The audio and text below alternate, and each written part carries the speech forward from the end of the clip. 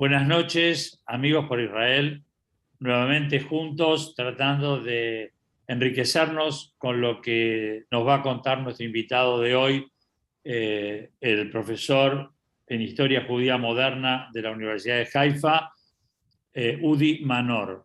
Desde Israel, directamente para nosotros, va a tratar un tema sumamente interesante, los desafíos y dilemas del pueblo judío en el siglo XIX, haciendo hincapié en emancipación, anti-emancipación o autoemancipación.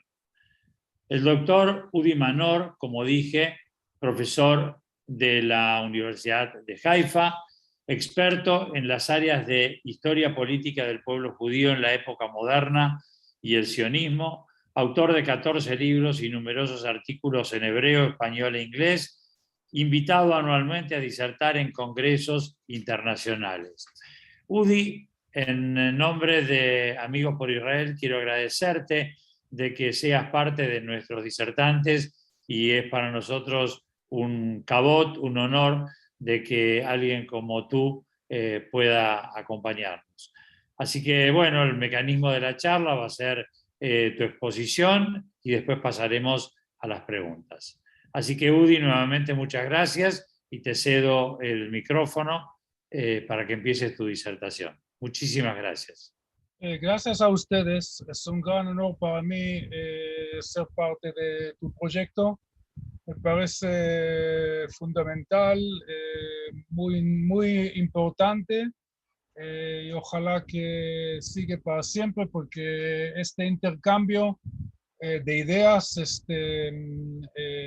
digamos, como una excavación arqueológica, como una forma de decir, en nuestro pasado, aunque son ideas y no piedras, es sumamente importante para entender nuestro presente, nuestra identidad, y no hay un siglo más importante, creo yo, que el siglo XIX, no solamente por sí mismo, porque el siglo XIX está un poco quieto relativamente hablando en relación al siglo XX, que sí es cierto, tiene su valor, tiene su derecho de ser un siglo muy importante, tanto por la Shoah como por la fundación del Estado de Israel y el crecimiento del Estado de Israel.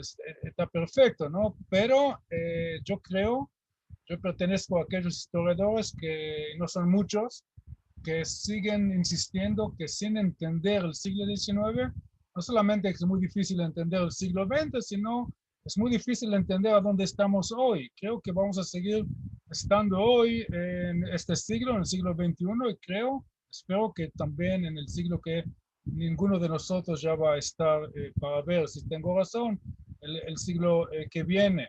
¿Y qué es la situación? Estamos hablando de lo como llamó Jaime Barilko perfectamente hace más de 30 años, creo, los judaísmos del siglo XX. Estamos hablando de un momento histórico muy particular. Mucha gente le gusta compararlo con la época del fin del Segundo Templo, donde habían fariseos, saduceos, mesianos, etcétera, que también era como una época como nuestra, que hay hay judaísmo reformista, ortodoxo, conservador, laico, etcétera. No es igual, no es igual. Y lamentablemente no tengo tiempo para hacer la comparación adecuada entre el siglo XIX y nuestros días, por un lado, y los corrientes de la época del Segundo Templo. Es otra cosa, es otro contexto, es otro momento histórico y con razón y no por casualidad elegí como la palabra más importante de mi charla el término emancipación, que si bien viene del latín, que también pertenece a la época del Segundo Templo, más bien a la época del Imperio Romano, porque estamos hablando de una palabra antigua que tiene que ver con sus raíces, que tiene que ver con la mano. Emancipar es mandar a alguien fuera de mi mano, es decir, en el caso de los judíos sería el bar mitzvah. El nene cuando llega a los 13 años, el padre lo emancipa, lo manda para que sea libre para tomar responsabilidades como un adulto, ¿no es cierto? O sea, que la palabra, pero no. Cuando estamos hablando de palabras, palabras a veces cambian. Harina puede ser más o menos igual, sal puede ser más o menos igual, caballo puede ser, no puede ser, es igual, o tiburón, que ya existe 300 millones de años, ¿no? Pero la palabra emancipación en el siglo XIX ya tiene otro significado que va mucho más allá del concepto filosófico que tenía o la etimología que tenía en su época de cuando nació la palabra hace 2000 años, o me imagino que mucho antes, ¿no? ¿Y qué es la emancipación digamos, como un factor en la política, un factor fundamental para entender la política, la filosofía y la sociedad y la cultura y también la economía del siglo XIX?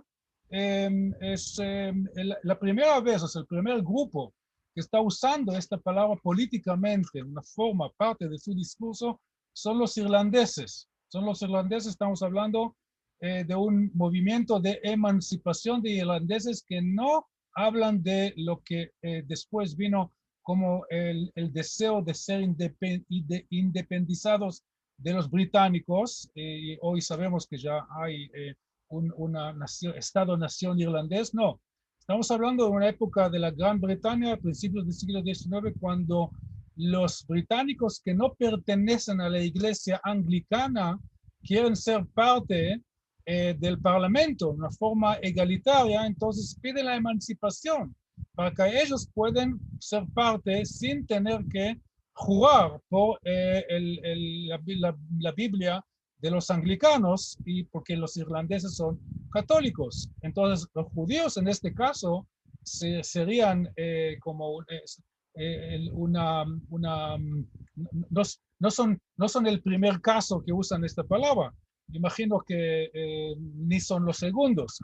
Pero el caso de los judíos, no solamente que es importante para nosotros porque nosotros somos judíos, nadie es perfecto, sino porque en el caso de los judíos el deseo de emancipación generó estos dos, digamos, ramificaciones de la emancipación que yo lo nombré como anti-emancipación y autoemancipación. Entonces vamos a tratar de descifrar este enigma o supuesta enigma para hacer un drama de una charla histórica que normalmente la gente dice que la historia es muy aburrida, que hay fechas y hay nombres que nadie conoce, qué importancia tiene. No es nuestro caso, creo, ¿no? Pero por las dudas, si alguien tiene dudas por la importancia de la historia, entonces vamos a descifrar estos conceptos y mostrar que en realidad estamos hablando tanto del siglo XIX como de hoy o ayer o mañana a la mañana. Estamos hablando de una situación que sigue pasando, o sea, es una historia que sigue creándose. En ese sentido, estamos viviendo dentro de un proceso que yo no veo su fin, tanto por sus aspectos muy positivos. Claro, soy sionista, soy ciudadano israelí, entonces para mí la autoemancipación en su faz sionista es una cosa positiva. Para otras personas en el mundo es una pesadilla, por supuesto, por eso hay el BDS, el antisemitismo, todo lo demás. Y también por el lado negativo de la lucha por la definición de la emancipación, cosa que sigue en pie. Mencioné la anti-emancipación, tiene dos aspectos. Uno que es bien judío, es el movimiento Haredi, es anti-emancipación. Enseguida voy a explicar de qué estoy hablando, a qué estoy refiriendo. Y hay otra forma de anti-emancipación que lo mencioné recién, es el antisemitismo, que también es un invento.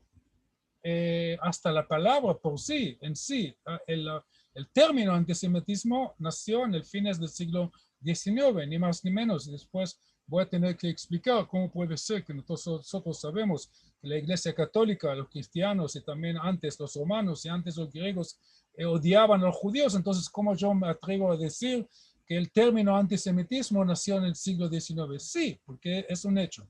Bueno, muchas cosas como en Netflix cuando están por anunciar o transmitir una nueva serie televisiva, entonces hacen un promo de 2 minutos o 3 minutos que con mucho ruido y mucho lío, con autos que explotan y lo demás.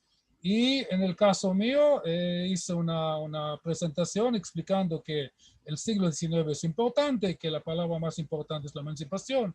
Expliqué la etimología, mencioné que los irlandeses eran los primeros en utilizarla políticamente y ahora estamos llegando al caso de los judíos. Yo voy a explicar de qué estoy hablando. Entonces, de este momento en adelante estamos hablando en 3 capítulos o en 3 etapas o en 3 ángulos del mismo tema: emancipación, autoemancipación y anti-emancipación. Entonces, el proyecto de la emancipación para los judíos sería la Revolución Francesa. Eso es sobreentendido para la gente que conocen algo de la historia, porque la gente no, a veces no recuerdan que el camino de la Revolución Francesa fue un camino muy sinuoso, para decirlo de una forma muy así, underestimation, como se dice en inglés, ¿no? Sinuosa, a veces muy contradictoria en sí misma, ¿no? En el caso de los judíos igual. Voy a mencionar solamente 3 fechas. Uno muy conocido es el 26 de agosto. Estamos por festejar el cumpleaños, no voy a hacer el cálculo, 26 de agosto de 1789, el famoso Declaración de los Derechos de los Humanos y de los Ciudadanos. No me acuerdo cómo decirlo en francés, pero es un documento fundamental a donde dice que cada persona tiene derechos humanos y derechos civiles. Ahora, los judíos, que supuestamente no son ni ballenas ni gatos, son personas. Y si están viviendo en Francia, y viven en Francia, algunos de ellos ya 300, 400 años, entonces, por definición, tienen que gozar de la emancipación que está atrás de este documento. Sin embargo, el hecho es, y ahí viene el segundo el dato histórico, que solamente después de una larga discusión en la Asamblea Nacional de los franceses, solamente en el 27 de enero de 1790, es decir, unos casi 6 meses después de la Declaración de los Derechos Humanos y Civiles, la Asamblea Nacional de los franceses decide que solamente los judíos de origen sefaradí tienen derechos de ser ciudadanos. O sea que la contradicción de la Revolución Francesa, es decir, la contradicción de la emancipación, es doble. Una vez de negar la automatización, para decirlo así, del hecho que los judíos, ya que son franceses, es decir, no son turistas, no son espías, no son extraterrestres, por definición son seres humanos. No, son de seres humanos, pero el hecho es que solamente una parte de ellos, un 30% o 20%, sefaradim, así está definido. Judíos que viven en Bordeaux, en esta zona al sur de Francia, ellos se transforman o reciben la ciudadanía. Y solamente 20 meses más adelante, ahí viene el tercer dato histórico, eso ya es en septiembre de 1791, recién los judíos ashkenazí del norte o noreste de Francia también se reciben o gozan de la emancipación. Pero tampoco es así, no tenemos tiempo para ir analizando lo que hizo Napoleón.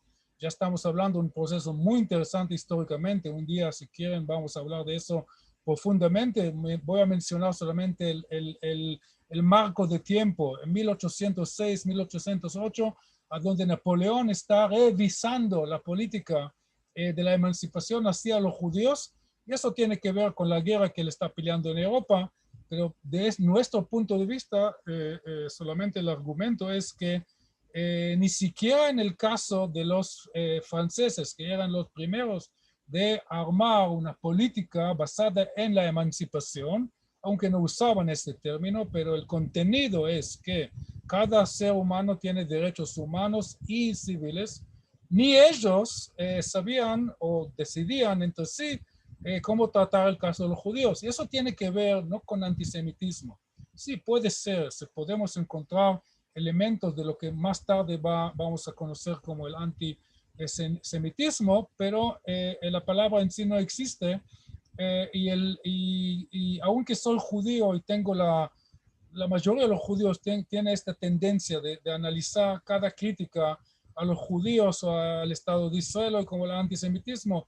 En algunos casos es verdad que podemos hacer, pero en el caso de los franceses creo que sería más justo, históricamente hablando, de entender el comportamiento del sistema político de Francia en aquel entonces en términos de las contradicciones de los tres ejes de la Revolución Francesa, que es la égalité, liberté y fraternité. La égalité, más que todo, es una igualdad hacia la ley. Después hay también franceses que están hablando que sin igualdad económica, la igualdad legal no tiene sentido. De ahí nace lo que luego vamos a conocer como el socialismo. ¿Okay? Entonces, ahí también la importancia del siglo XIX, que va mucho más allá del tema de la emancipación, pero es otro tema, no vamos a desarrollarlo. Entonces, tenemos la igualdad.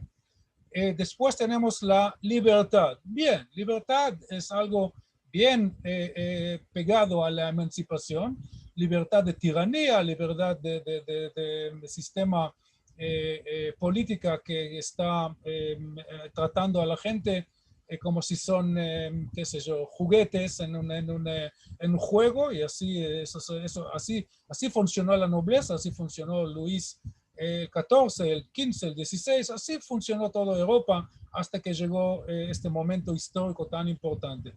Y ahora viene la cuestión de la fraternidad. La fraternidad es el único eje de estos tres que es indefinible. ¿Cómo definís fraternidad? ¿Cómo medís fraternidad? Entonces, de ahí nace el simbolismo del nacionalismo. El himno nacional, la bandera, no deseo, sino el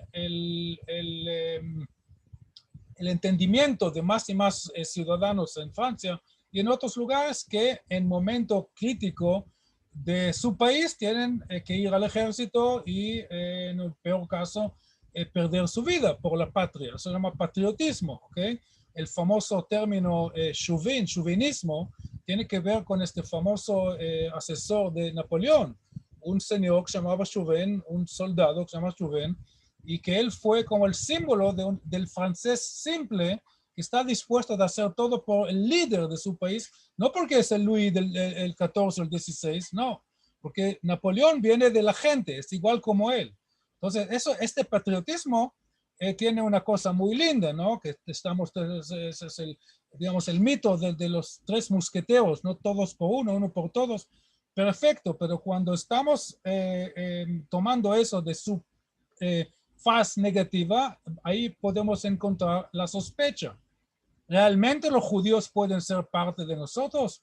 Ah, ni siquiera hablan francés. Ah, bueno, los judíos de Bordeaux hablan francés. Está bien, que están vestidos bien, económicamente están bien, pero los judíos ahí del noroeste que hablan yiddish, hoy los árabes del Gran París que hablan árabe, entonces no son parte de nosotros. Entonces, esa sospecha, y claro, no voy a comparar, pero totalmente, porque no tenemos tiempo, pero es interesante.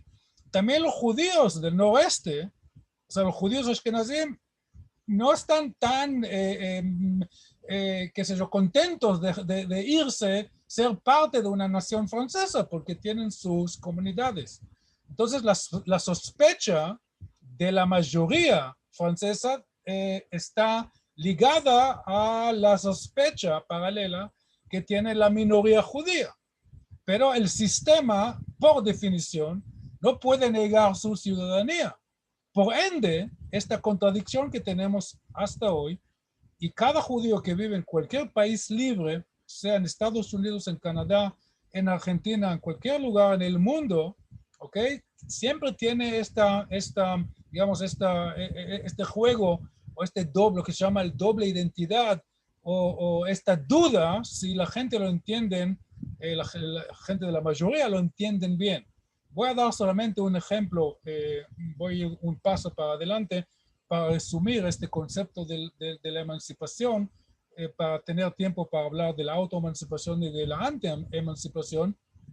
la famosa organización judía del siglo XIX, habían varios, pero la organización más importante de aquel entonces, que es la Alianza Israelita Universal, un órgano fundado por judíos en 1860, y es un momento justo en la mitad del siglo XIX, y eso tiene que ver con casos de persecución de judíos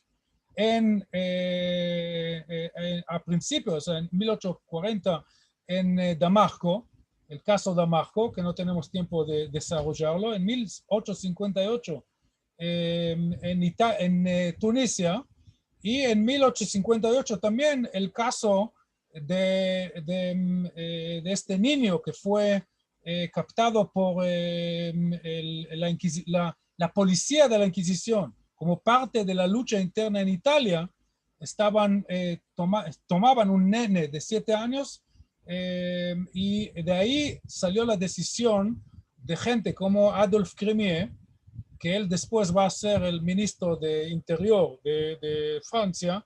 En 1870 él va a emancipar a los judíos de Argelia, fue conquistada por Francia en 1830. Pero esta emancipación de judíos en Argelia va a ser solamente por judíos.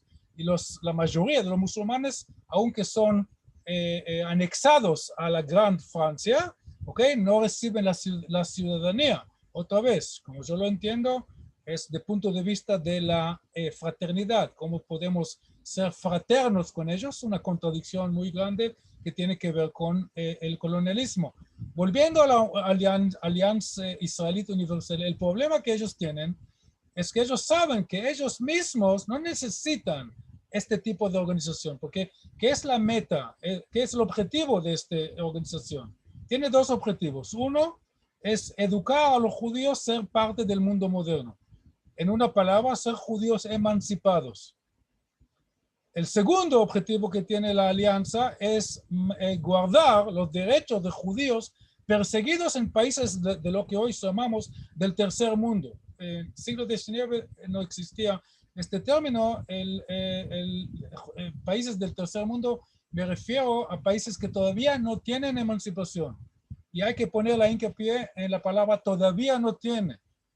Porque para ellos, para Crémier y para Montefiore, que vive en Inglaterra, para Schiff, que vive en Estados Unidos, para la Casa Rothschild, todos estos judíos emancipados, ¿okay?, ellos están segurísimos que en un momento histórico todo el mundo va a tener ese sistema de emancipación a donde cada persona, los judíos incluso, van a gozar de derechos humanos y civiles. Y para que los judíos no sean sospechosos, ellos tienen que, según este concepto, tienen que ceder parte de su identidad, más que todo la parte tradicionalista, el vestido, la comida, etcétera, y ser nuevos judíos reformados. De ahí viene el reformismo. Sería la denominación judía más importante en el siglo XIX que llevó adelante este concepto dentro del mundo judío.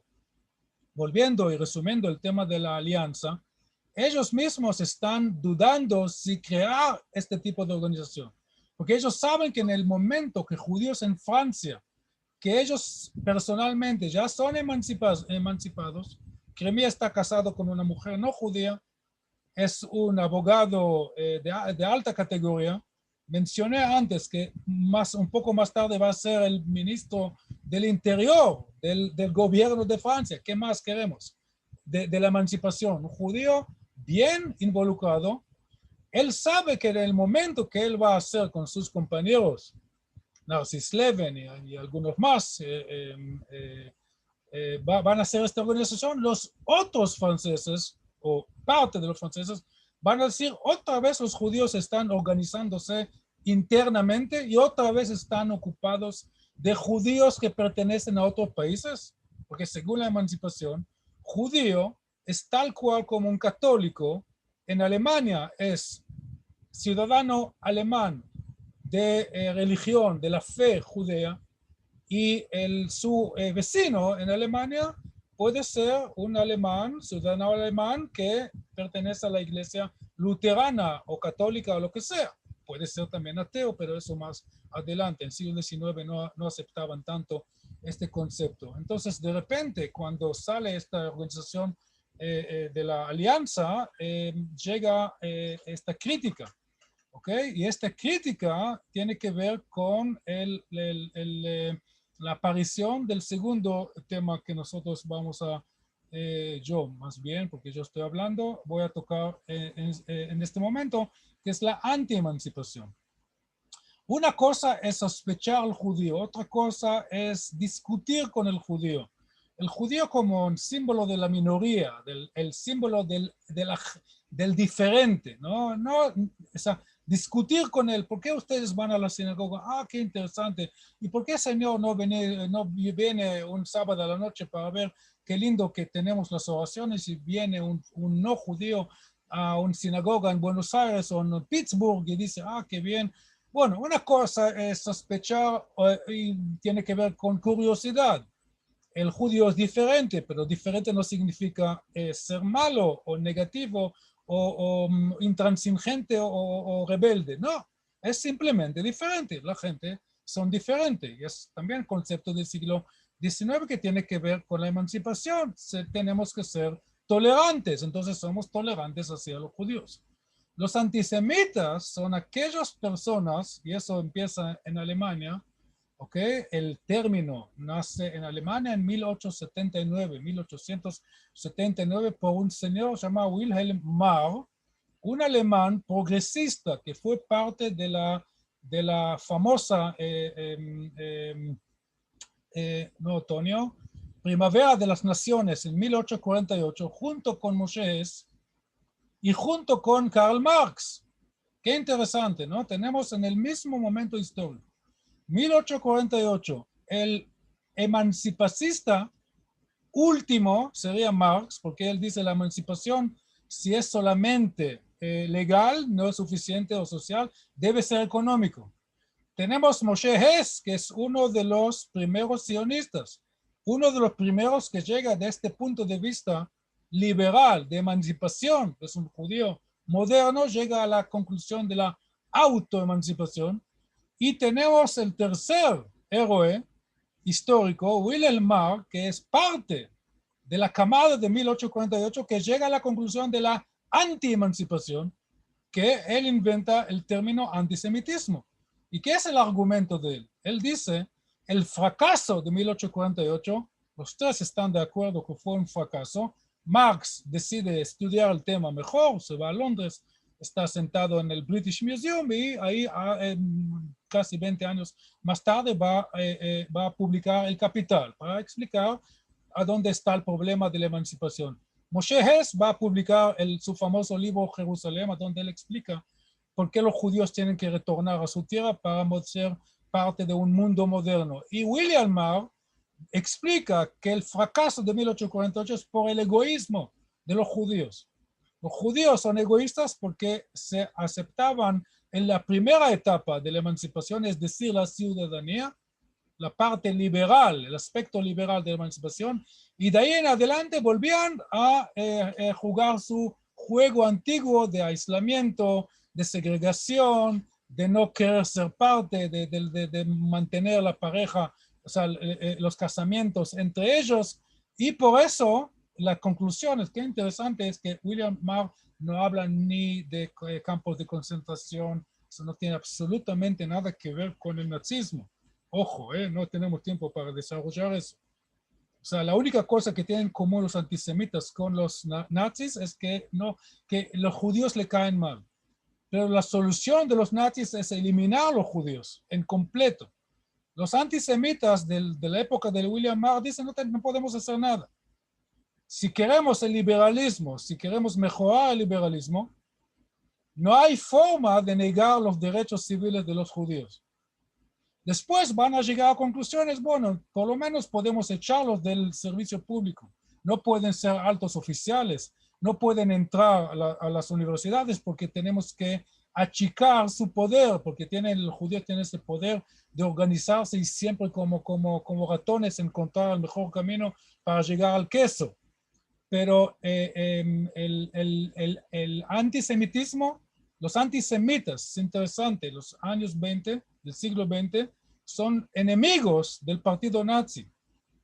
Otro tema para desarrollar en otro momento. Espero que ustedes me siguen escuchando después que dije estas barbaridades, ¿no? Pero como historiador, eso es mi papel de analizar lo que pasó y tratar de descifrar o analizar. Eso significa el análisis. Entonces, resumiendo, la anti-emancipación negativa extrajudía se basa en un concepto de sospecha justificada por ciencias sociales, ¿okay? Que los judíos están aprovechando el sistema, son egoístas, y por eso hay que, por lo menos, la primera cosa es hablar de eso, o sea, hacer la gente, esclarecer este problema, y por eso el antisemitismo es un concepto occidental, no puede ser parte del imperio ruso de aquel entonces porque no tiene liberalismo. No puede existir antisemitismo donde no hay liberalismo. Hasta hoy. El BDS solamente en países, o sea, llega a cualquier lado porque estamos viviendo un mundo de redes sociales y de comunicación, pero el BDS está floreciendo en los campus de las universidades en Estados Unidos. ¿Ok? No pueden, el BDS no puede nacer en Afganistán o en Irán, ni en Egipto. Ahora, una palabra sobre la anti-emancipación desde el punto de vista de los judíos. Estoy hablando de los Haredim, lo que se llama equivocadamente, pero no hay otros términos, entonces la mayoría de la gente usan el término muy incorrecto, ultraortodoxo. Bueno, porque el ultraortodoxo, bueno, cuando vamos a la cancha hay los ultras, hay la gente que qué sé yo, hinchan el partido, dicen dale boca, y los ultras, qué sé yo, pelean con la policía. Bueno, serían los extremistas. No, en este caso no se trata de eso, sino la diferencia entre los ortodoxos y los haredim, y a propósito estoy usando la palabra en hebreo para hacer la diferencia, es justamente en el entendimiento del papel de la emancipación. Todos los judíos ortodoxos, por definición, son parte del proyecto de la emancipación. Adoran la emancipación, apoyan la emancipación, entienden que la emancipación es una buena noticia para el pueblo judío. Igual como los reformistas. ¿Qué es la diferencia entre un judío ortodoxo, moderno, emancipado y el reformista? Es la halajá.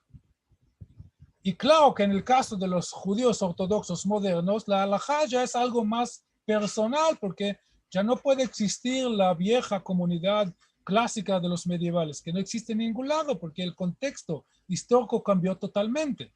Entonces podemos ver en una ciudad, en Boston, sea en Nueva York o en Buenos Aires o en cualquier otro lado del mundo, ¿no? Podemos ver una sinagoga ortodoxa y un templo reformista. Y después los dos, que son pues, dos judíos, uno sale de allá, otro sale de ahí, son socios en un, qué sé yo, en un banco, en una compañía de luz, son los dos ingenieros. Y la diferencia entre ellos es que uno come kasher y el otro come sándwich de miga con jamón y queso. Ahí está la diferencia. Los haredim es otra cosa. Son anti-emancipación por definición. No son antisemitas, no mezclan los tantos. Su anti-emancipación es algo profundo que dice la emancipación. Es una pesadilla a la identidad judía. Justamente porque lo mencioné antes. Porque de repente, ¿de dónde salen los haredim? Cuando ven judíos reformistas. Y los judíos reformistas, cuando empiezan eso oficialmente, pueden ver en Wikipedia que oficialmente están organizándose en 1844 o 42, por ahí, pero los raíces del judaísmo reformista ya está muy vigente ya a principios del siglo XIX, por ejemplo, en Oradea, lo que hoy es, lo que después se hizo el imperio austrohúngaro en la parte occidental de hoy de Rumania, a donde hay una sinagoga, hasta hoy existe en en la ciudad de Arad, perdón, no Radia, sino Arad, y pueden ver una sinagoga de 1804 que tiene elementos clásicos de lo que los judíos de esta zona llamaban los neólogos, que eran su forma de ser reformistas, pero no vamos a entrar a estos detalles porque eso no tiene fin. La cosa importante es que ya judíos que están adoptando las ideas reformistas y están justificando el reformismo judío a base de la Torá, de la mismísima Torá. Se puede tocar piano en la sinagoga porque los Leviim en Beit HaMikdash usaban la música. Y los Haredim dicen, ustedes están totalmente rayados. Ustedes no son judíos. Es mejor ser un judío ateo, ignorante, de ser un judío reformista. Y de ahí nace el judaísmo ortodoxo, que está tomando algo de la crítica de los Haredim y está tratando de armar un judaísmo reformista más pegado a la halajá, pero hasta ahí nomás. Y entre el reformismo y el ortodoxismo conocemos el judaísmo conservador. Todos son inventos, en el buen sentido de la palabra, todos nacen, para no decir inventos. Todos estos nacen en el siglo XIX. Los Haredim, que son anti-emancipación, los ortodoxos, que son pro-emancipación y pro-halajá, hasta ahí nomás.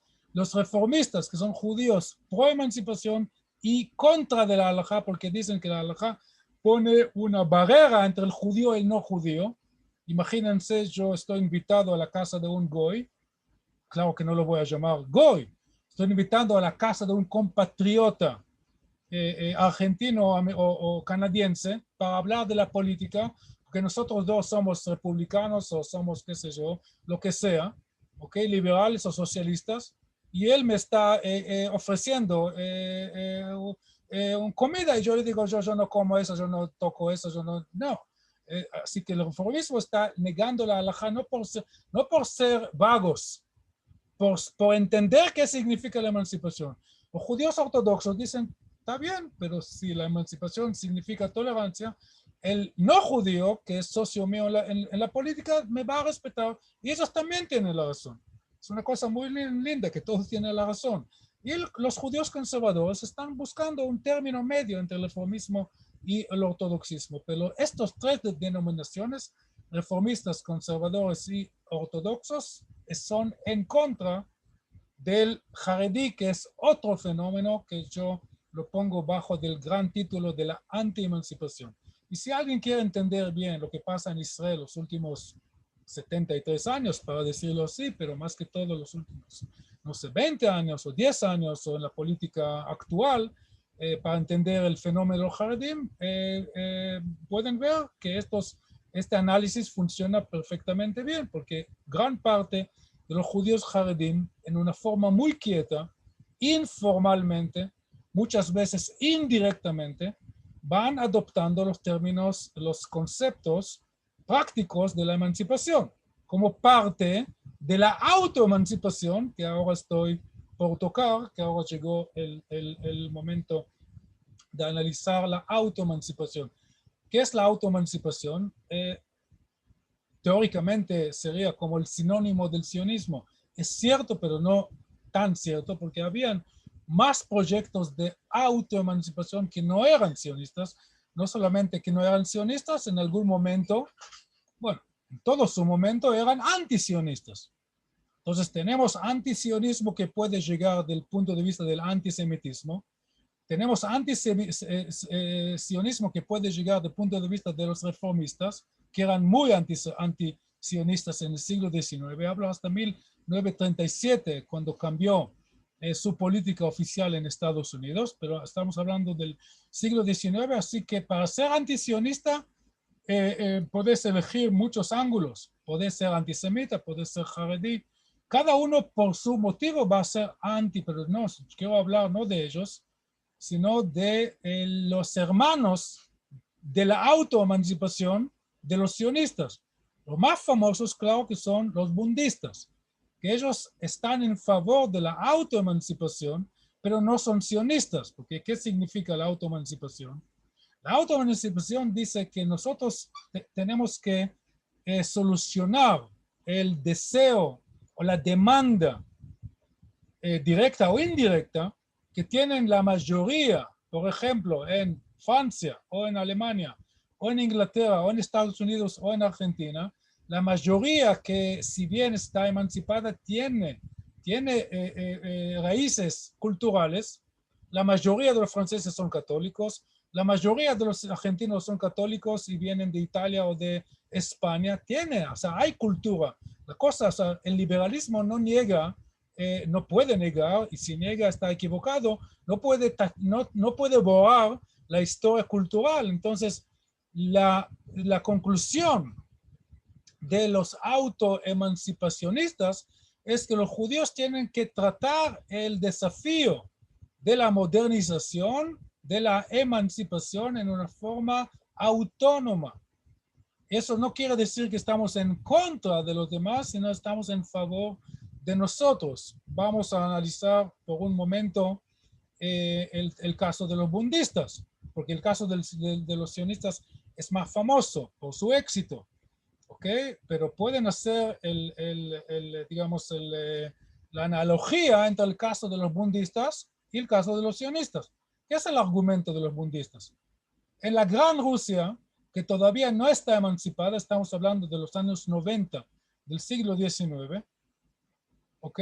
Estamos seguros, como muchísimas otras personas, como por ejemplo quien van a ser muy famosos, los Stalins, los Trotskis, los Lenins, que ellos todavía no son ni Trotsky ni Lenin, son jóvenes que están peleando para mejorar su país, son rebeldes, son revolucionarios. Entonces hay una gran gama de personas y de movimientos que dicen que Rusia, la Gran Rusia, va a cambiarse y tiranía del régimen de los zar va a caer, como Luis XVI 100 años antes. ¿Cuándo? ¿Cómo? Etcétera. Nadie sabe. Los bundistas dicen, en el momento que va a caer este régimen tradicionalista o feudal, para decirlo así, vamos a armar una democracia parlamentaria en la Gran Rusia. Ahora, la Gran Rusia está compuesta de no menos de 194 etnias. Y estas etnias van, por un lado, a compartir un parlamento, porque van a compartir una infraestructura económica, van a compartir las fronteras, van a compartir muchas cosas, hasta pueden compartir una delegación a los Juegos Olímpicos en Tokio. Pero, por un lado, van a compartir con los otros 194, pero los ucranianos o los polacos o los lituanos, etcétera, etcétera, etcétera, van a querer mantener su identidad. Y la identidad, la cosa más importante desde el punto de vista de identidad es el idioma. En el caso de los judíos, el idioma nacional sería, por supuesto, el yiddish. Y a base del yiddish hay que armar toda una infraestructura sociocultural. Eso significa jardines de infantes, colegios y seminarios para preparar maestros y profesores que van a enseñar en esos jardines de infantes y van a preparar el próximo generación de judíos que por un lado hablan yiddish como su idioma nacional, por otro lado van a hablar ruso como parte de ser ciudadanos de la Gran Rusia y supuestamente van a hablar francés como parte de la Gran Europa. El inglés todavía no tiene importancia en aquel entonces. Pero este concepto de tres niveles del idioma, eso para ellos la forma de poder enfrentar el desafío fundamental de la emancipación. En lugar de tratar de todo el tiempo de justificarse, sí, señor, voy a la sinagoga, pero no, soy buen argentino, sí, tengo amigos en Israel, le mando cartas, pero soy, claro, pues si vamos a tener guerra entre Israel y Argentina, claro que voy a pelear por Argentina, cosa que pasó en la Primera Guerra Mundial. Judíos fieles, nacionalistas alemanes mataron con gusto judíos fieles de la nación francesa. Los dos estaban gritando Shema Israel cuando le pegó la bala, ¿ok? Y los sionistas decían, eso es una pesadilla. Los judíos se están matando entre sí porque querer ser parte del patriotismo, en este caso alemán o francés, ¿no? Pero desde el punto de vista del proyecto de la emancipación, eso justamente de eso están hablando. También los judíos de la autoemancipación también esperan a un patriotismo. Yo soy patriota, fui al ejército, estoy muy contento de pagar impuestos. Bueno, hasta ahí nomás porque soy ser humano y también un poco egoísta, ¿no? Pero si puedo pagar menos impuestos, bueno, mejor. Y si quejo como cualquier ciudadano del mundo que el gobierno no está utilizando perfectamente mi impuesto, bueno, estoy portando como un ser humano. Pero a nivel básico, ser judío autoemancipado, eso significa que vos pensás a nivel nacional, o en el caso del Bund, a nivel étnico. O sea, la etnia, según el concepto etnia de los bundistas, significaba que no hace falta, nosotros los judíos, no nos hace falta un Estado, no necesitamos una bandera. Todas estas estructuras políticas para los bundistas lo veían como una cosa que no tiene importancia en el caso de los judíos por el contexto donde ellos vivían en la Gran Rusia, donde habían 194 distintas etnias.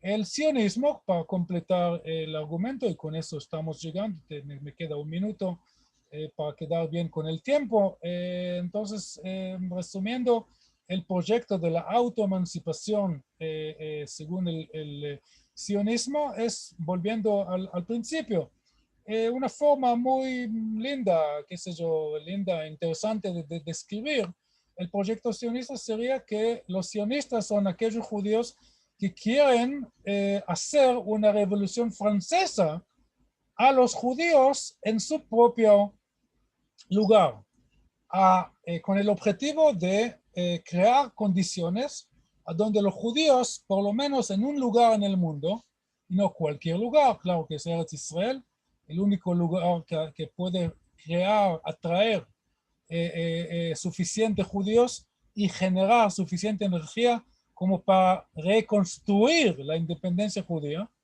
Pero la independencia judía, ante todo, desde el punto de vista de la emancipación, tiene el objetivo de formar un lugar sobre la tierra a donde los judíos son la mayoría. Y con eso, ya que es un país de emancipación, basado en los conceptos de la Revolución Francesa, de la democracia, del liberalismo, por definición tiene que aceptar cualquier tipo de ciudadano, aunque sea antisemita, y hay judíos israelíes antisemitas que escriben en diarios de Israel en hebreo, hay académicos antisemitas que están cobrando su sueldo de mis impuestos, yo también, ¿ok? Porque es parte de la tolerancia.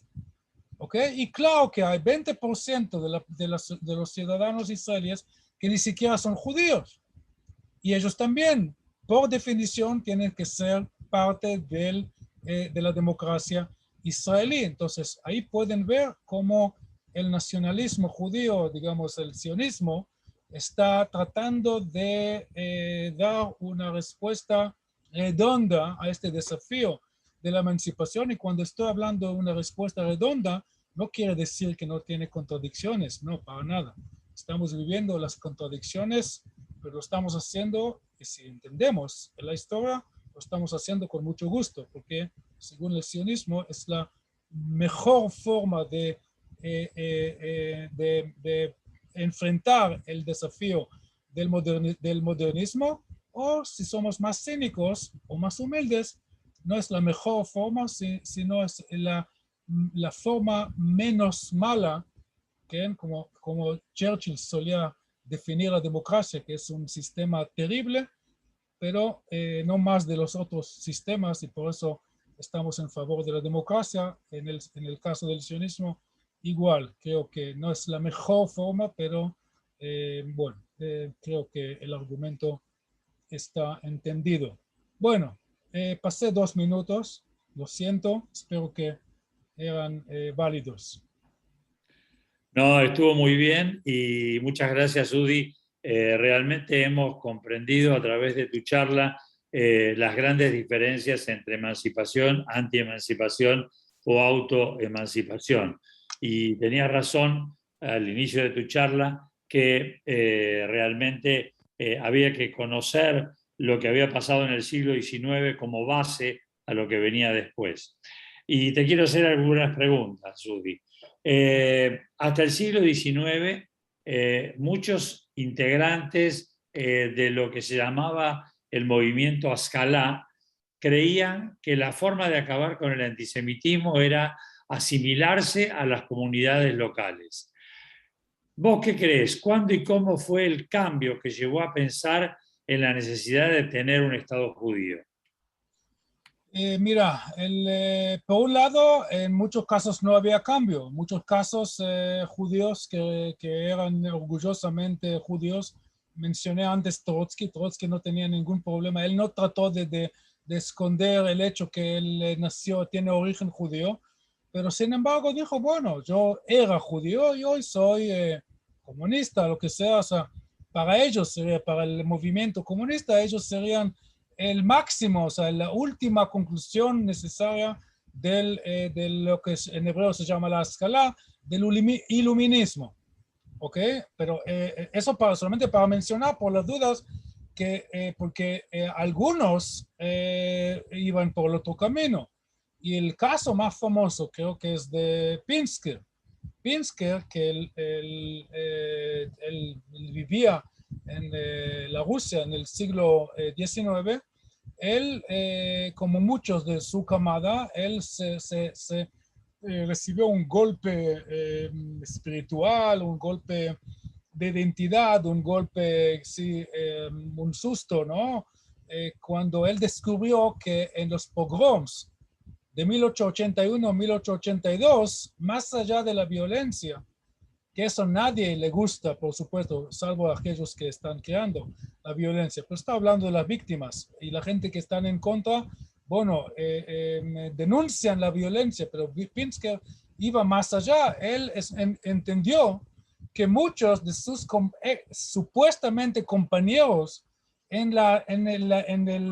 estos movimientos de los narodnikim, Narodna Volia, estos iluministas que eran parte judíos y parte no judíos, que trabajaban juntos para iluminar los campesinos pobres en la Rusia, que en 1860, cuando hacen en Estados Unidos hay guerra civil por liberar los esclavos negros, pero en Rusia en el mismo momento 40% de la población son esclavos, no por color, sino por la iglesia rusa. Entonces, cuando ellos están emancipados, estos 40% de rusos, entonces los iluministas, como por ejemplo Pinsker, muchos judíos con él, van como parte de un movimiento que quiere enseñar, educar, preparar a esta gente pobre para un mundo mejor. Y cuando llegan los pogroms de 1881, Pinsker escucha que sus compañeros están hablando de los judíos igual como un campesino ignorante. Ahí dice, bueno, si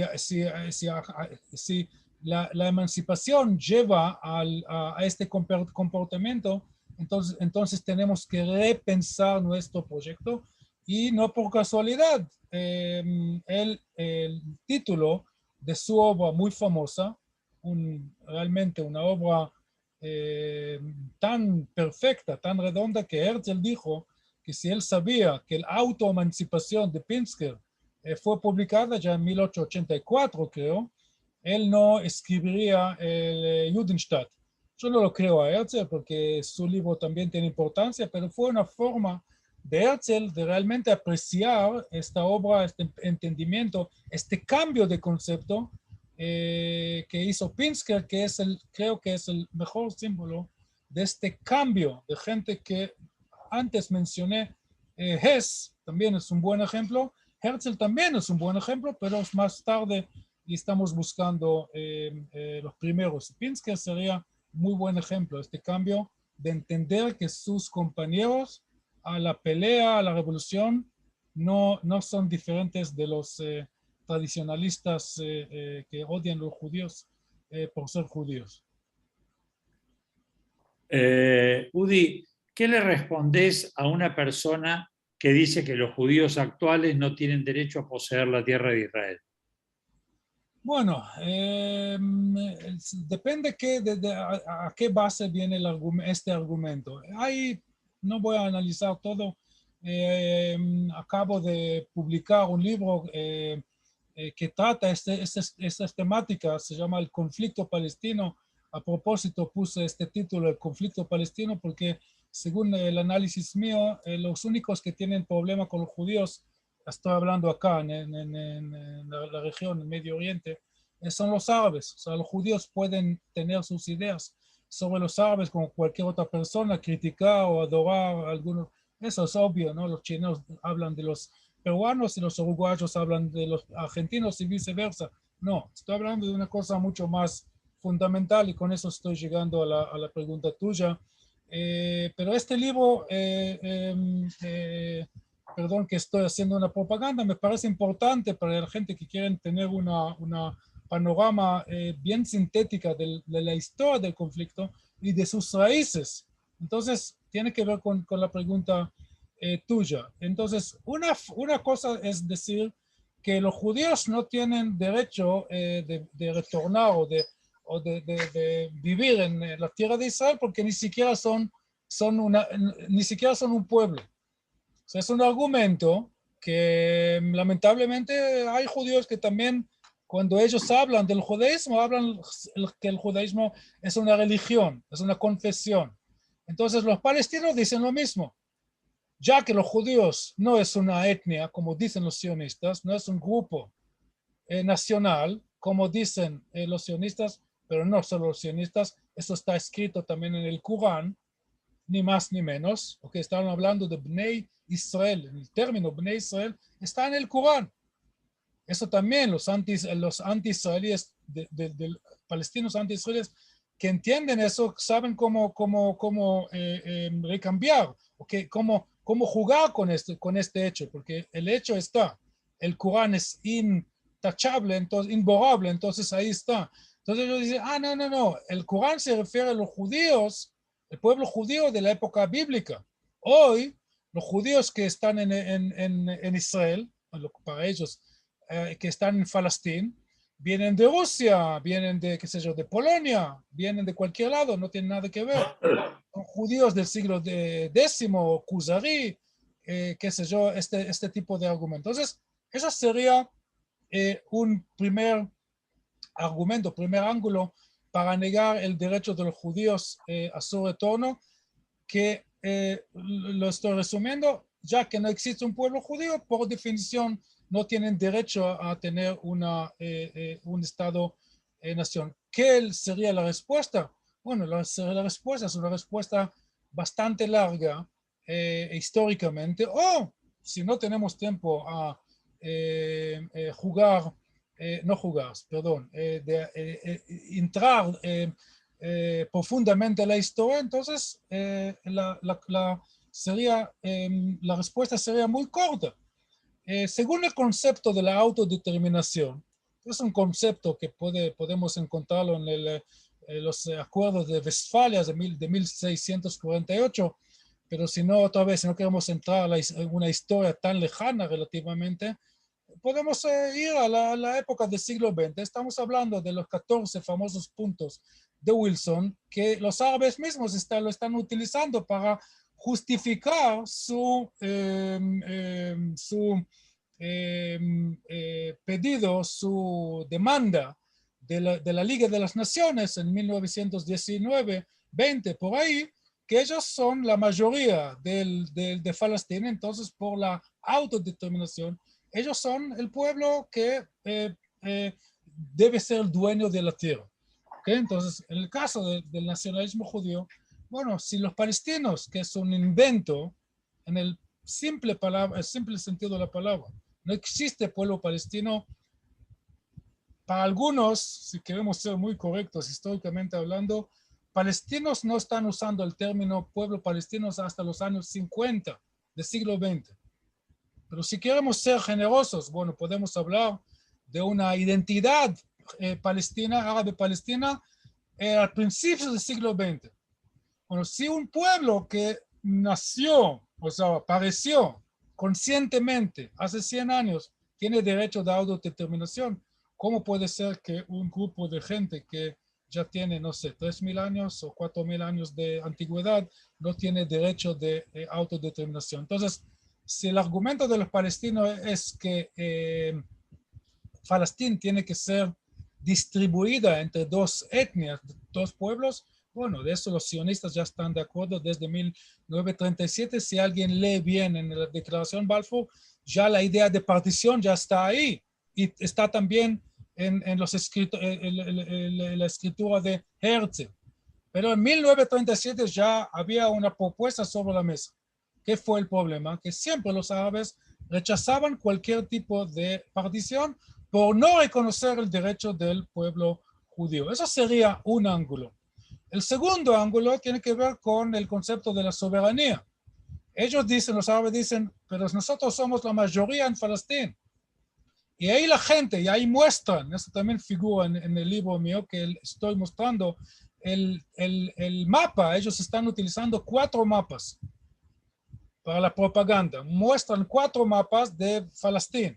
Un mapa de 1920, otro mapa de 1947, otro mapa de 1967 y otro mapa de 2017, o sea, de nuestro tiempo. Y pintado en verde, pueden el simpatizante o el futuro simpatizante de los palestinos está viendo cómo los palestinos están perdiendo su tierra que está pintada en color verde. Y en 1920 es todo verde, después en 1947 el plan de partición, después 67 la ocupación del Tzal, de Israel, y hoy, bueno, los asentamientos. Bueno, el hecho es que no había un país que se llamaba Palestina. El dueño de la tierra, estoy hablando del soberano de la tierra, de lo que ellos llaman Palestina, nosotros llamamos Eretz Israel, fueron los otomanos. Y los otomanos tenían un imperio que empezó allá y terminó por el otro lado. Ocupaba no sé cuántos millones de kilómetros cuadrados. Y en este imperio habían, por ejemplo, 500.000 judíos, y habían millones de árabes, y habían millones de armenios, y habían, no sé, 200.000 drusos, y habían cualquier cantidad, por lo menos 100 etnias. Yo mencioné antes que los rusos tenían 194. En el Imperio Otomano había un número muy parecido, como el Imperio Austrohúngaro, que tenían cualquier cantidad de etnias. Cuando cae el sistema de los imperios multinacionales, ahí se reparten. De repente sale Checoslovaquia, de repente sale Hungría, de repente sale hoy Macedonia, de repente sale hace 30 años Serbia, etcétera, etcétera, etcétera. De este punto de vista, el tamaño que está matemáticamente hablando tendría que ser parte de los judíos como parte del Imperio Otomano, que tienen el derecho de heredar la soberanía de los otomanos, que los otomanos perdieron esta soberanía por la Primera Guerra Mundial. Por lo menos hice el cálculo, por lo menos el doble del tamaño de Israel actual. Y los árabes tienen su derecho, por supuesto.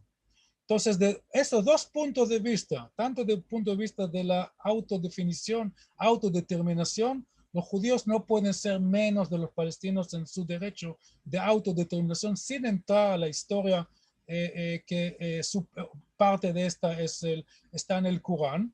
Y de punto de vista de la soberanía es muy simple, no había soberanía árabe, no existía un estado que se llamaba Palestina, entonces los sionistas no ocupaban un estado, no hicieron ningún tipo de usurpación a un sistema político que fue parte de la región, porque lo que pasó en 1918 es que los otomanos perdieron la guerra que ellos iniciaron contra los aliados, y los aliados después arman la Liga de las Naciones. La Liga de las Naciones decide que por lo menos parte de lo que nosotros conocemos, los judíos, como Eretz Israel, y los árabes conocen como parte de la Gran Siria, en este pedazo de tierra los judíos van a tener su derecho de autodeterminación y en el futuro también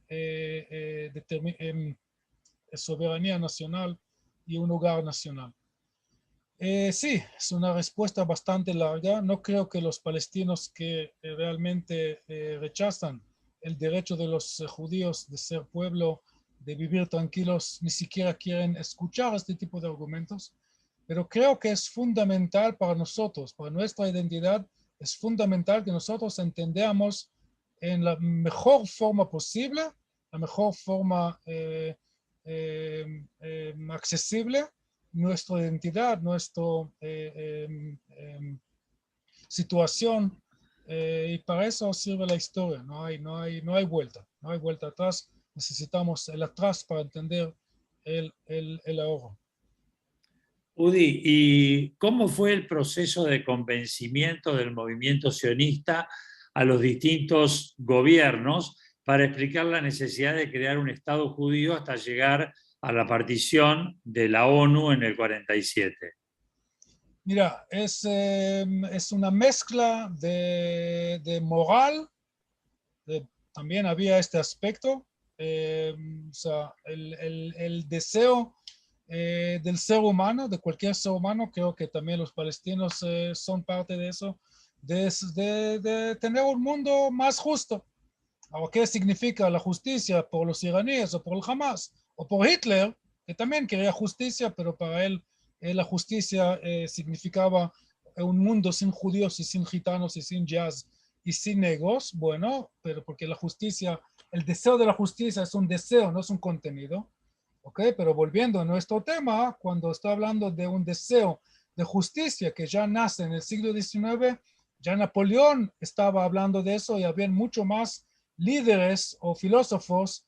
El abuelo de Churchill ya estaba hablando. A propósito, estoy mencionando no judíos porque la pregunta tuya tenía que ver con no judíos que están apoyando esta idea. Así que eso es un aspecto, sin dudas es un aspecto. Y el presidente americano que yo mencioné recién, Wilson, fundamental. Su visión muy idealista. Que a veces nosotros se burlamos de los americanos por su idealismo, porque a veces choca con su comportamiento, con la CIA, con los intereses y con Wall Street, y con razón. Pero no, es innegable este idealismo. Y por lo menos en el caso de Wilson realmente fue genuino. Y ni hablar de gente como este famoso Granados o Fabregat de Uruguay, estos dos compañeros de la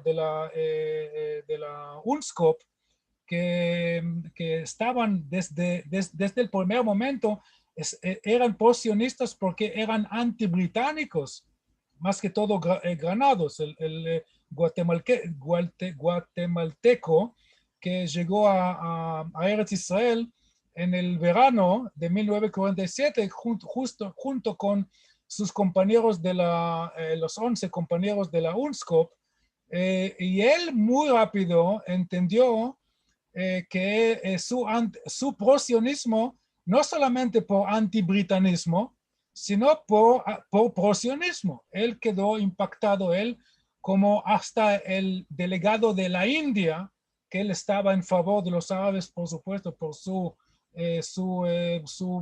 nexo a India con los musulmanes, pero hasta el delegado de la India quedó impactado por los logros de los sionistas en Eretz Israel. Los kibbutz y Tel Aviv y la infraestructura cultural y la infraestructura de salud y servicios y todo. Bueno, con eso estoy llegando a otro elemento, porque con moral no es suficiente. Es decir, los sionistas en 1947 ya podían mostrar suficientes logros. El famoso cuento cuando llega esta delegación a un agujero, nosotros así se lo llamamos en hebreo, a un lugar en el lomo de la nada, en el sur de Israel, más al sur de Beersheba, en el verano. Estamos hablando de, no sé, 35 grados, y en un kibutz pequeño se llama Revivim, y la gente allá, un grupo de jóvenes, están regalando una de las flores que no sé cómo se llama en castellano, lo conozco como gladiola, a lo mejor está en castellano, un flor así muy clásico, muy lindo. Y la gente de la delegación dicen entre ellos, otra vez los judíos nos están engañando con flores de plástico. Porque ¿cómo puede ser que acá en el desierto, y sí, ellos le están diciendo, encontramos acá agua subterránea que no es potable para el ser humano ni para los animales, pero para la agricultura es perfecta. Ahí quedan impactados. O sea, en 1947 ya hay suficientes logros del sionismo como para mostrar su contribución a la humanidad. Hoy ni hablar, ¿no es cierto? Hoy ya Israel es una potencia, pero toda potencia tecnológica, digo, high-tech, etcétera, pero todo eso nace de la iniciativa de los sionistas de aquel entonces. Ahora, en 1919 o 1917, con Balfour, todavía no habían tantos logos. Entonces, pero gente como Balfour sentían esta energía sionista. Entonces ya tenemos el segundo elemento, que es una respuesta, parte de la respuesta. Repito, el primero es el moral, ¿ok? No solamente de los judíos, sino también de un mundo, hacer un mundo de etnias o de pluralismo. Y los judíos son parte, tienen el mismo derecho como los húngaros, los griegos o los irlandeses, etcétera, etcétera. Y los palestinos también, más adelante. Segunda cosa es la fuerza progresista, en el bien sentido de la palabra, no lo que hoy está presentado por una fracción del Partido Demócrata o en los campus o universidades en Estados Unidos, que ser progresista es ser medio loco, medio rayado. No, progresismo, estoy hablando del progresismo del siglo XIX y principio del siglo XX. O sea, mejorar el mundo, arreglar el mundo, mejorar la vida humana, la infraestructura de eso, los sionistas, y compararlo con los árabes, bueno, es como el cielo. Los árabes tienen en su cultura un término que se dice en árabe, kulu maktub. Es un conservadurismo bien profundo. Kulu maktub significa en árabe, todo está escrito. Si no hay lluvia, es porque Dios así quiere. Si no hay agua en esta tierra, es porque Dios quiere. ¿Qué dicen los sionistas? Si no hay agua en el sur, lo vamos a pasar del norte. Si no hay agua sobre la tierra, lo vamos a buscar abajo de la tierra. Así. Entonces, eso es una cosa impactante. La gente que están juzgando el sionismo, tanto de su historia como de su actualidad, con todos los defectos que tiene el Estado de Israel, créeme, hay cualquier cantidad de defectos. Sería el primero de nombrar por lo menos 100 defectos que tiene mi querido país. Pero nadie que está analizando en una forma sana, justa, la contribución que tiene el sionismo hoy el Estado de Israel a la humanidad no puede decir, no puede no apreciar eso. Y después viene el tercer elemento, y con eso termino. Intereses, la política fea como los seres humanos lo saben hacer. Los seres humanos pueden ser muy buenos, muy positivos, muy moralistas, muy progresistas, pueden ser también muy cínicos. Mencioné antes que Granados, como un ciudadano de Guatemala, estaba en contra de los británicos por su imperialismo. Igual los rusos. Stalin estaba apoyando el plan de partición como parte de su política de la Guerra Fría. Si nosotros, los rusos, los soviéticos, queremos insertarse al Medio Oriente, el primer paso es echar a los británicos. ¿Cómo se echan los británicos? Apoyando el plan de partición. Y los rusos no tenían, si bien estaban bendiciendo los logros de la agricultura y de la industria de Israel en una forma informal, en encuentros en esta y otra embajada. Bien, pero oficialmente la línea clásica de los soviéticos siempre era casi antisemita, siempre anti-judía. Entonces no podemos atribuir al caso de los rusos el primer elemento de la moralidad. Había un momento con el famoso discurso de Gromyko, creo que fue en abril o en mayo de 1947, antes que se deciden mandar la UNSCOP a Eretz Israel. Pero un momento muy particular. Normalmente los rusos sí que tenemos los tres elementos. Uno es el idealismo, el segundo es el logro de facto de los sionistas, la energía, la creatividad, etcétera. Y tenemos el tercer elemento, que es el elemento que sigue manejando el mundo, que son los intereses. No se puede negar. Pero ojo, los intereses, de punto de vista de los intereses, los americanos teóricamente tenían que apoyar a los árabes. Y no es una teoría. En 1947, el único elemento de la administración americana que apoyó el sionismo fue el presidente Truman. Tanto la Cancillería como el ministro de Defensa estaban en favor de los árabes. El ministro de Defensa americano, Marshall, dijo que si va a haber una guerra entre los judíos y los árabes, los judíos van a ser aplastados por la mayoría árabe porque no tienen chance de pelear con los árabes, y nosotros los americanos vamos a tener que mandar fuerzas de Europa, que tenemos el lío en Berlín, con los rusos a Palestina. Por eso no hay que apoyar el plan de partición. Y la Cancillería dijo, ustedes son locos, dijo a Truman, usted está loco. Tenemos por un lado 500 o 650,000, 600,000 judíos que tienen naranjas. Y por el otro lado tenemos 30 millones de árabes que están desparramados desde el Golfo Pérsico hasta el Atlántico, el Canal de Suez y todo el petróleo del mundo. Entonces, ¿con quién tenemos que estar de punto de vista de interés? Así que los intereses tampoco hablan automáticamente por sí mismos. Y otra cosa buena, porque a mí me encanta la historia sionista, hay una palabra que nunca entendí en castellano hasta que me explicaron, piola, ser piola. El piolismo, ahora estoy inventando un nuevo término en castellano, eso me encanta porque como no hablo bien el castellano oficialmente, nunca lo aprendí, entonces puedo inventar.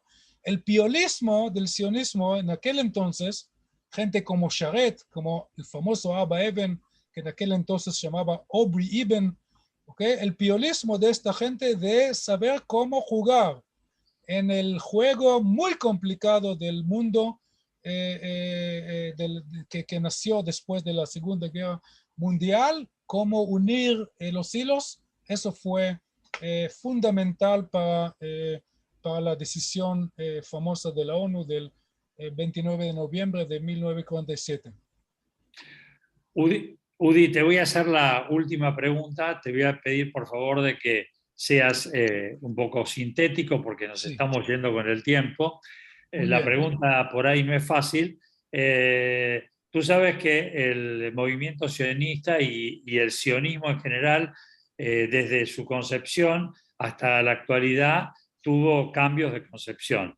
¿Cómo definirías vos actualmente el sionismo en Israel y en la Golá? Mira, para mí, justamente porque tenés razón, y gracias a Dios, o no gracias a Dios, gracias a Simón, que me pediste una respuesta muy corta, pero porque tenés razón, no cada uno, pero hay tantas definiciones del sionismo que uno puede volverse loco, ¿no es cierto? Porque ¿qué es el sionismo? Yo insisto de seguir utilizando la definición del primer congreso de 1897. El objetivo del sionismo es establecer un hogar nacional para el pueblo judío en la tierra de Israel, dentro de la ley internacional, o como lo definió Herzl en alemán. No vamos a entrar a analizar los términos. Para mí eso es el sionismo. La persona, sea judía o no judía, que está apoyando esta idea, que ya es un hecho, pero no es un hecho cerrado, porque todavía hay por lo menos un país, un estado oficial, que es parte de miembro de la ONU, que está declarando abiertamente que hay que eliminar otro estado que es miembro de la ONU. Estoy hablando de Irán. Y ni hablar de Hamas, ni hablar de toda la otra porquería que tenemos en nuestra región. Así que el sionismo, si bien tuvo sus logos y el Estado de Israel existe, sigue peleando por su existencia. Entonces, la existencia del sionismo nace de esta definición. Y cada persona que está en favor de esta definición, sea judío o no judío, sea israelí o argentino, es sionista. Ahora, si alguien dice, bueno, ¿y qué pasa con la alía? Bueno, si todos los judíos que estaban en favor del sionismo quedarían en la diáspora, no había Estado de Israel. Entonces, en este caso, la idea sionista quedaría como una idea idealista, qué sé yo, abstracta. Hoy que ya tenemos Israel, hay más de 7 millones de judíos en Israel, el judío en la diáspora tiene todo el derecho, tal cual como cualquier judío en Israel tiene todo el derecho a hacer su cálculo particular y decidir. Yo tengo amigos que van a vivir en Canadá, yo conozco judíos argentinos que iban a vivir en Canadá, y yo conozco muchos judíos en Argentina que son sionistas y no van a hacer aliyá por motivos totalmente entendibles como la mamá, qué sé yo, el trabajo. Tiene sentido. Tengo un amigo en Córdoba que su profesión es el periodismo. Él maneja el idioma castellano casi como Borges, creo. No sé, pero es una forma de decir que es su herramienta de trabajo. ¿Qué va a hacer en Israel? Entonces lo entiendo. Bueno, entonces me dicen, ¿y qué hizo tu viejo? Mi papá que aprendió medicina y fue al kibutz. Está bien, el derecho está. Pero justamente para no caer en una definición tramposa, ¿qué significa una definición? Que hace exclusión, que arma un debate vacío, que no ayuda para nada. Yo insisto que la mejor definición del sionismo es aquella definición de 1897. La meta del sionismo es establecer un hogar nacional para el pueblo judío en Eretz Israel dentro del concierto de las naciones. Bueno, Udi, solo me queda, en nombre de Amigos por Israel, agradecerte esta valiosa colaboración. La charla fue más que explicativa, más que clara y realmente muy agradecidos por tenerte entre nuestros oradores, amigos, y que a estas horas de la noche también en Israel sigues despierto para brindarnos todo tu apoyo. Así que Udi, muchísimas gracias. A ustedes. Antes de despedirme, quiero invitar a nuestros amigos por Israel para el próximo sábado, que vamos a tener el segundo concierto internacional de Hazanim.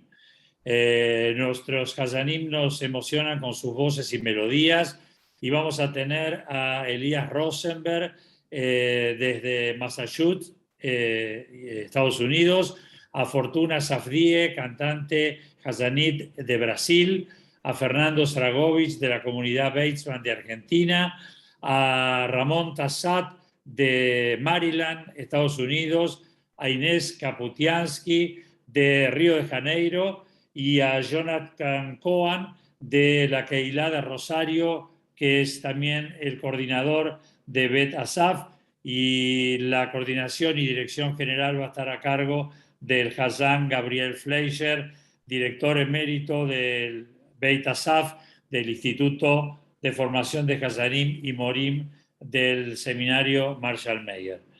Así que, bueno, que terminen bien la semana. Udi, un fuerte abrazo. Igualmente, Gracias nuevamente por tenerte entre nosotros. Y bueno, sabemos que en cuanto te llamemos, vos siempre nos apoyás.